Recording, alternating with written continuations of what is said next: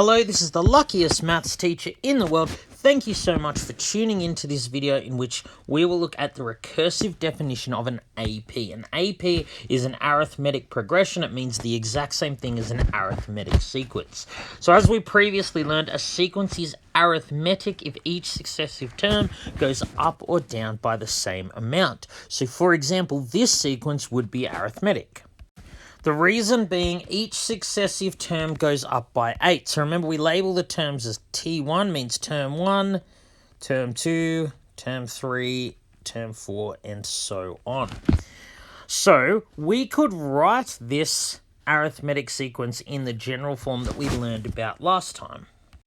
So we could write it as Tn equals 15 plus 8n.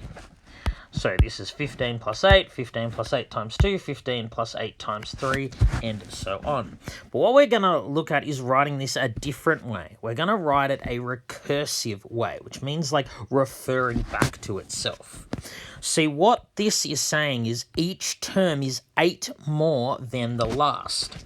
So I'm going to write exactly that as a formula. The next term is equal to the current term plus 8. It's saying each term is 8 more than the last. If you have Tn, the value of a term, Tn plus 1 is just the next term. So, if n was 4, the next term would be for T4 plus 1, T5. T5 comes straight after T4. This is the recursive definition of an AP. It's Tn referring back to Tn.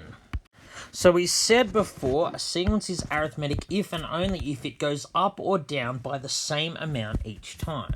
So with our recursive definition, a sequence is arithmetic if and only if the next term is equal to the current term plus d, which we call the common difference. So a sequence is arithmetic if and only if, to get to the next term, we're adding the same number d each time. So let's say I had the formula Tn plus 1 equals Tn minus 7. This would be an arithmetic sequence because we're subtracting 7 each time. Each time we take the next term, it's the previous term minus 7. Each term is 7 less than the previous term. So this would be an arithmetic sequence. Now, I can't yet write out the terms of this arithmetic sequence. I know that each term is 7 less than the last, but I don't know what the first term is. So I need to be told what T1 is. So let's say T1, for example, was 15. So the first term is 15. The second term would be 15 minus 7 is 8.